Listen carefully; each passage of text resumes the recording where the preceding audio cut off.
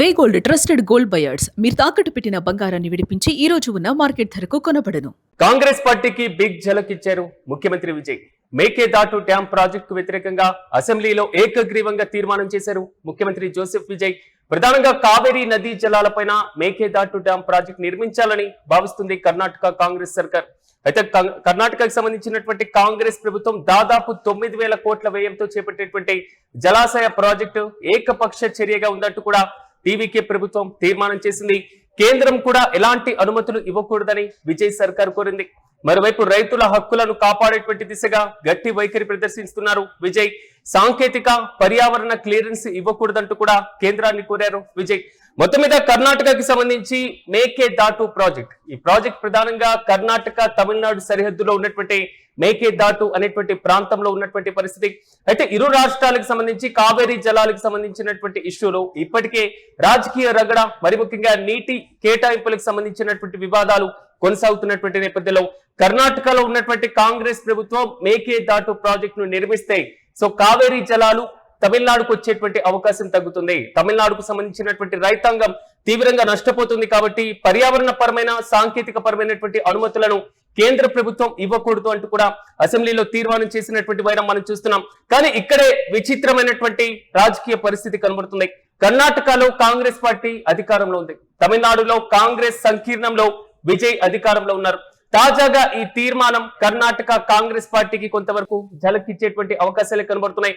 భాషాపరమైనటువంటి అంశాలు, మరి ముఖ్యంగా హిందీని తమిళనాడు పైన రుద్దేటువంటి విధానం, జాతీయ రాజకీయాలు తమిళనాడు పైన రుద్దేటువంటి విధానం, ఇలాంటి అంశాలపైన తమిళనాడు వైఖరి, తమిళనాడు స్పందన మనం చూస్తూ ఉంటాం. నదీ జలాల విషయంలో అక్కడ ఉన్నటువంటి కాంగ్రెస్ పార్టీ, ఇక్కడ ఉన్నటువంటి కాంగ్రెస్ పార్టీ ఒకేలా వ్యవహరించేటువంటి అవకాశం కనబడుతుందా? విజయ్ తాజాగా చేసినటువంటి తీర్మానం కాంగ్రెస్ పార్టీకి తాజాగా ఝలకిచ్చేటువంటి పరిస్థితులే కనబడుతున్నాయి. ఒకవేళ మేకేదాటు ప్రాజెక్ట్ కు తమిళనాడు సానుకూలంగా వ్యవహరిస్తే, విజయ్ ప్రభుత్వం సానుకూలంగా వ్యవహరిస్తే మాత్రం తమిళనాడు ప్రజల యొక్క పూర్తి స్థాయిలో మనోభావాలను తాకట్టు పెట్టారు అనేటువంటి మెసేజ్ ఇచ్చేటువంటి అవకాశం కనబడుతుంది. కాబట్టి కావేరీ నదీ జలాల అంశం పైన విజయ్ తాజా తీర్మానం మాత్రం కాంగ్రెస్ పార్టీకి ఒక గట్టి ఎదురు దెబ్బగా భావించాలి. అయితే దీనిపైన కర్ణాటక, అదేవిధంగా తమిళనాడు ముఖ్యమంత్రుల అభిప్రాయాలను ఓసారి విందాం. கர்நாடக அரசு மேகதாதுவிலோ கர்நாடக அரசின் மேகதாது அணை திட்டத்திற்கு தொழில்நுட்பம், சுற்றுச்சூழல் உட்பட எவ்வித அனுமதியும் அளிக்கக்கூடாது என ஒன்றிய அரசை இப்பேரவை வலியுறுத்துகிறது. காவிரி நடுவர் மன்றமும் உச்சநீதிமன்றமும் காவிரி படுகை ஒரு பற்றாக்குறை படுகை என குறிப்பிட்டு படுகையின் மொத்த நீரினையும் படுகை மாநிலங்களுக்கு பகிர்ந்தளித்து விட்டதால் காவிரி படுகையில் புதிய திட்டங்களை மேற்கொள்ளவோ கூடுதலாக நீரை பயன்படுத்தவோ இயலாது. காவிரி பிரச்சனை இரு மாநிலங்களின் உணர்வு பூர்வமான பிரச்சனையாகும்.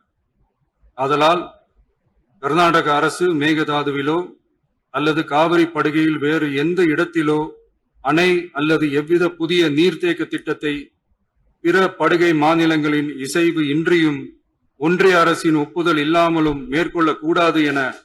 It is not close to my heart. Mekedad is not close to my heart. It is the heart of entire South India. Mekedad is a project which helped Tamil Nadu more than Karnataka, because we are committed to leave 177 point whatever the TMC has been ordered by the Supreme Court and whatever is there, that we are committed to leave. So we have to protect Tamil Nadu farmers. So in order to, it is a balancing reserve.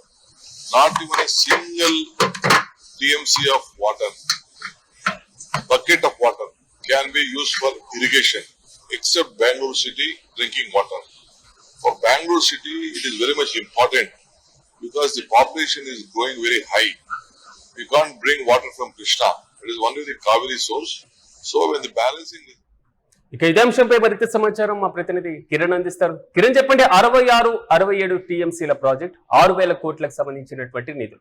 So అటువైపు కాంగ్రెస్ ప్రభుత్వం, ఇటువైపు కాంగ్రెస్ సారథ్యంలో ఉన్నటువంటి సంకీర్ణ ప్రభుత్వం చేసినటువంటి తీర్మానం, అసలు ఈ మొత్తం వ్యవహారాన్ని ఎలా చూడొచ్చు అంటారు? పూర్తి అప్డేట్స్ అంటే కావేరీ నదీ జలాలపై కర్ణాటక ప్రభుత్వం చేపట్టాలని భావిస్తున్న మేకదాటు ప్రాజెక్టుకు వ్యతిరేకంగా విజయ్ ప్రభుత్వం ఏకగ్రీవంగా అసెంబ్లీలో తీర్మానం చేసి కేంద్ర ప్రభుత్వానికి పంపించింది. అయితే ఇక్కడ ప్రధానంగా మేకదాటు ప్రాజెక్టు అంశం పైన ఎలాంటి పర్యావరణ అనుమతులు కానీ ఎలాంటి ప్రాజెక్టు నిర్మించడానికి అనుమతులు కానీ ఇవ్వకూడదు అంటూ విజయ్ తీర్మానం చేశారు. మా రాష్ట్ర రైతుల హక్కులను కాపాడతాం, మా రాష్ట్ర రైతుల ప్రయోజనాలే మాకు ముఖ్యమంటే ఆయన స్పష్టం చేశారు. జోసెఫ్ విజయ్ అసెంబ్లీలో తీర్మానం చేశారు.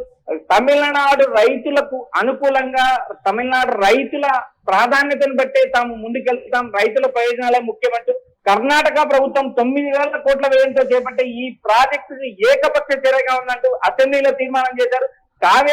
కావేరీ వివాద ట్రిబ్యునల్ తీర్పు, కావేరీ జలాల వివాదాల ట్రిబ్యునల్ 2007, సుప్రీంకోర్టు 2018 రెండు తీర్పులను కర్ణాటక కాంగ్రెస్ ప్రభుత్వం ఉల్లంఘిస్తున్నట్టు విజయ్ తన తీర్మానంలో స్పష్టంగా పొందుపరిచారు. కావేరీ బేసిన్ లో నీటి కొరత ఉంది, ప్రస్తుతానికి ఆ నీటి కొరత మరింత పలుచబడిపోతుంది అని ఆయన నేరుగా పేర్కొంది. అయితే కొత్త ప్రాజెక్టులకు అదనపు నీటి అవకాశానికి తావు లేదంటూ అసెంబ్లీలో తీర్మానం చేశారు. అయితే ఇక్కడ ప్రధానంగా కాంగ్రెస్ కూటమి ప్రభుత్వం అధికారంలోకి విజయ్ తో కాంగ్రెస్ కలిసి నడుస్తుంది. రాబోయే రోజుల్లో స్థానిక ఎన్నికలు, రాజ్యసభ ఎన్నికలు, స్థానిక ఎన్నికల్లో కూడా పోటీ చేసే అవకాశం ఉన్నాయి. ఇలాంటి పరిస్థితుల్లో కర్ణాటక ప్రభుత్వంతో అత్యంత సామరస్యంగా వెళ్లాల్సిన నేపథ్యంలో విజయ్ తమ రాష్ట్ర రైతుల కోసం రైతుల హక్కుల కాపాడే ప్రయత్నంగా ఆయన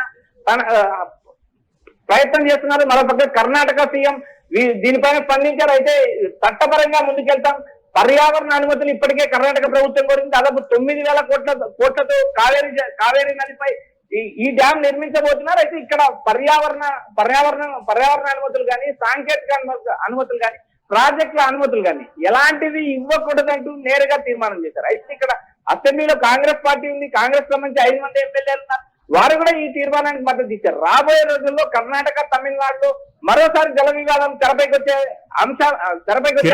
అంటే తమిళనాడు వర్షన్, తమిళనాడు శాసనసభ చేసినటువంటి తీర్మానాన్ని బేస్ చేసుకొని కేంద్ర ప్రభుత్వం ఒకవేళ అనుమతులను నిరాకరిస్తే కర్ణాటకలో కాంగ్రెస్ పార్టీ అధికారంలో ఉన్నటువంటి ప్రభుత్వం ఎలాంటి యాక్షన్ తీసుకునేటువంటి అవకాశం ఉంటుంది? దాని స్పందన ఎలా ఉండేటువంటి ఛాన్స్ ఉండొచ్చు? నదీ జలాల అంశంలో అటు ట్రిబ్యునల్స్ కొన్ని గైడ్ లైన్స్ ఇస్తాయి. ఆ గైడ్ లైన్ల ప్రకారం ముందుకు వెళ్లాల్సిన నేపథ్యం, లేకపోతే మళ్ళీ సుప్రీంకోర్టు తలుపు తట్టాల్సి వస్తుంది. ఎందుకంటే ఇప్పటికే కావేరీ జల వివాద ట్రిబ్యునల్ 2007, సుప్రీంకోర్టు 2018 ఇచ్చిన తీర్పును వ్యతిరేకించేలాగా కర్ణాటక ప్రభుత్వం మేకేదాటు ప్రాజెక్టు నిర్మాణం చేపడుతుంది. అయితే ఈ ప్రాజెక్టుకు సంబంధించి ఎలాంటి అనుమతులు ఇవ్వకూడదంటూ విజయ్ నేరుగా అసెంబ్లీలో తీర్మానం చేశారు. ఈ తీర్మానానికి అటు డిఎంకే, ఇటు కాంగ్రెస్, ఇటు టీవీకే, అటు అన్నాడీఎంకే అసెంబ్లీలో ఉన్న 233 మంది సభ్యులు కూడా ఈ తీర్మానానికి మద్దతు ఇచ్చారు. తమిళనాడు రైతుల హక్కులు కాపాడమే తమ ఉద్దేశం. ఏ పార్టీ అధికారంలో ఉన్నా కూడా తమిళుల హక్కులు కాపాడమే ప్రధాన విధి. అది రైతులు కావచ్చు, నీటి అంశాలు కావచ్చు, జాతీయ విద్యా విధానం పైన ఉన్న లొసుగులు కావచ్చు, జాతీయ విద్యా విధానం పైన రావాల్సిన బకాయిల పైన కూడా విజయ్ ప్రధానమంత్రి మోడీతో గట్టిగా మాట్లాడిన నేపథ్యం చూస్తాం. అయితే ఇప్పుడు ప్రధానంగా కాంగ్రెస్ దీనిపైన ఎలా స్పందిస్తుంది, కర్ణాటక ప్రభుత్వంతో ఎలా సామరస్యంగా వెళ్తుంది అనేది కూడా ఒక చర్చ అయింది. ప్రస్తుతం అయితే నేరుగా అసెంబ్లీలో చేసిన తీర్మానం ఆధారంగా కేంద్ర ప్రభుత్వం నిర్ణయం తీసుకుంటే కర్ణాటక ప్రభుత్వానికి ఇది ఒక చరాఘాతం అని చెప్పొచ్చు. అయితే అక్కడ కర్ణాటకలో అధికారం కాంగ్రెస్, ప్రతిపక్షంలో బీజేపీ ఉంది. మరి బీజేపీ కేంద్రంలో అధికారంలో బీజేపీ ఎలాంటి వైఖరి తీసుకుంటుంది, జలవనరుల శాఖ మంత్రి ఎలాంటి నిర్ణయం తీసుకుంటాడు, ఈ ట్రిబ్యునల్ ఎలా ముందుకెళ్తాయనేది కూడా చూడాలి. అయితే ప్రస్తుతం ఈ రోజు అసెంబ్లీలో నేరుగా విజయ్ తీర్మానం చేశారు. తమ ప్రాంత హక్కులు, తమ రైతుల ప్రయోజనాలే తమకు ముఖ్యం. మిగిలిన వ్యవహారాలు ఆ పార్టీలతో సంబంధాలు ఉన్నప్పటికీ అది రాజకీయ అంశాలు. ఇవి ఈ రాష్ట్రానికి సంబంధించిన అంశాలు. మా రాష్ట్ర హక్కుల విషయంలో మేము ఎక్కడా వెనక్కి వెళ్ళమంటూ విజయ్ ఉద్ఘాటించారు. నేరుగా అసెంబ్లీలో తీర్మానం చేశారు. తీర్మానం కాపీ కేంద్ర ప్రభుత్వానికి పంపించారు. అటు జలవనరుల శాఖ, కేంద్ర ప్రభుత్వం ఎలాంటి నిర్ణయం తీసుకుంటుందనేది చూడాలి. అయితే ప్రస్తుతానికి కాంగ్రెస్ పార్టీకి విజయ్ బిగ్ షాక్ ఇచ్చారని స్పష్టంగా చెప్పొచ్చు. మేకేదాటు ప్రాజెక్టు నిర్మించడానికి వీలు లేదు. ఆ ప్రాజెక్ట్ అక్కడ కడితే తమిళనాడుకు నీరు సమస్య అవుతుంది, వాటర్ సమస్య అవుతుంది. ఇప్పటికే కావేరీ నదీ జలాల వల్ల ఇంకిపోయి ఉన్నాయి. అక్కడ సఫిషియెంట్ గా నీరు లేదు. కాబట్టి ఖచ్చితంగా మా రాష్ట్ర రైతుల ప్రయోజనాలు కాపాడమే తమ ప్రాథమిక విధి, తమ ప్రాథమిక హక్కు. విజయ్ అసెంబ్లీలో తీర్మానం చేశారు. ఈ తీర్మానం కాపీని కేంద్ర ప్రభుత్వానికి పంపించారు. అయితే కేంద్రం ఎలాంటి నిర్ణయం తీసుకుంటుందా, మేకేదాటు ప్రాజెక్టుకు పర్యావరణ అనుమతులు కానీ ప్రాజెక్టు అనుమతులు కానీ ఇస్తుందా, మరికొంతకాలం వేచి చూస్తుందా అనేది చూడాలి Sriram. Yes right Kiran, thank you. మొత్తం మీద కాంగ్రెస్ పార్టీతో కలిసి సంకీర్ణ ప్రభుత్వాన్ని ఏర్పాటు చేసినటువంటి తమిళనాడు ముఖ్యమంత్రి విజయ్ అదే కాంగ్రెస్ పార్టీకి బిగ్ ఝలక్ ఇచ్చారని చెప్పుకోవాలి. ప్రధానంగా మేకేదాటు డ్యాం ప్రాజెక్టు వ్యతిరేకంగా శాసనసభలో ఏకగ్రీవంగా తీర్మానం చేయించారు. ఇక కావేరీ నదీ జలాలపైన మేకేదాటు డ్యాం ప్రాజెక్ట్ నిర్మించాలని కర్ణాటక కాంగ్రెస్ ప్రభుత్వం భావిస్తుంది. మరి ముఖ్యంగా కాంగ్రెస్ వర్షన్ అంటే కర్ణాటక వర్షన్ డిఫరెంట్ గా కనబడుతుంది. కేవలం వ్యవసాయానికి మాత్రం కాకుండా తాగునీటి అవసరాలకు మాత్రమే మేము ఈ ప్రాజెక్ట్ ను నిర్మిస్తున్నాం. కేవలం బెంగళూరులో జనాభా విపరీతంగా పెరిగిపోతుంది కాబట్టి సో ఆ పెరిగిపోతున్నటువంటి జనాభాకు అవసరమైనటువంటి తాగునీటి కోసం మాత్రమే ఈ ప్రాజెక్ట్ నిర్మిస్తున్నాం అనేది మాత్రం కాంగ్రెస్ ప్రభుత్వం చెప్తుంది. మరోవైపు తమిళనాడులో విజయ్ ప్రభుత్వం ఒకవేళ ఈ ప్రాజెక్ట్ నిర్మిస్తే తమిళనాడు రైతులకు మాత్రం స్వేచ్ఛగా రావాల్సినటువంటి నీతిని తమిళనాడు ప్రభుత్వం పూర్తి స్థాయిలో అడ్డుకునేటువంటి ప్రయత్నం కాంగ్రెస్ పార్టీ చేస్తుంది, కర్ణాటక ప్రభుత్వం చేస్తుంది అనేటువంటి ధోరణిలో వ్యవహరిస్తుంది.